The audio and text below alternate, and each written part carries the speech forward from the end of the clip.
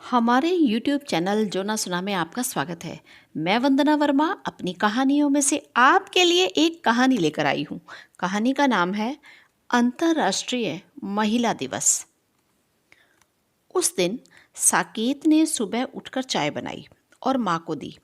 वसुधा ने चाय का कप हाथ में लिया और पूछा, अरे आज तुम चाय बनाकर लाए हो? क्या बात है बेटा, आज अनुपमा नहीं उठी? उसकी तबीयत तो ठीक है ना? साकेत बोला, वो ठीक है माँ। आज अंतर्राष्ट्रीय महिला दिवस है। मैंने ऑफिस से छुट्टी ली है। आप और अनुपमा दिन भर घूमो फिरो, मौज मस्ती करो। जहाँ जिससे मिलना चाहते हो मिल आओ। आज मैं घर संभालूंगा। वसुधा ने कहा, अरे वाह, शादी के बाद तो तू बहुत समझदार हो गया है। पर ध्यान रखना, कमला आए तो झाड़ू पोछा बर्तन करवाने के बाद खाना बनवा लेना, क्योंकि वो तुझसे नहीं बनेगा। साकेत ने कहा, मैंने कमला को भी छुट्टी दे दी है। आप चिंता मत करो, मैं सब काम कर लूँगा। वसुधा ने पूछा, क्यों?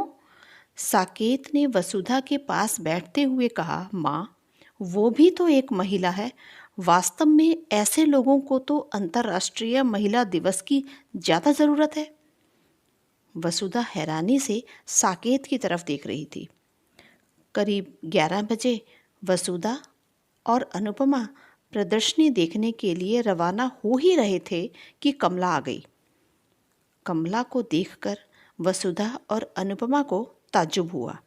इतने में साकेत ने कहा, तुम्हें तो काम पर आने के लिए मना किया था, फिर तुम क्यों आई हो? कमला झिझक सी गई और धीरे से बोली, घर से ज़्यादा मुझे यहाँ सही लगता है। वसुधा ने कहा, अरे जब काम के लिए मना ही कर दिया था आने को, फिर क्या था, घर पर ही आराम कर लेती। यह सुनते ही कमला परेशान हो गई और कहने लगी, क्या आराम करती? मेरा आदमी तो अभी तक कल रात से शराब पीकर पड़ा है। उसका तो नशा उतरता ही नहीं है। इससे तो अच्छा है मैं काम पर ही आ जाऊं। यहाँ काम करूंगी तो थोड़ी देर के लिए ही सही, उसका ध्यान नहीं आएगा। कमला बड़बड़ाते हुए किचन में जाकर बर्तन साफ करने लगी। कमला की बात सुनकर साकेत की इच्छा हुई कि कमला के घर जाकर उसके पति के 2 चांटे रख दे।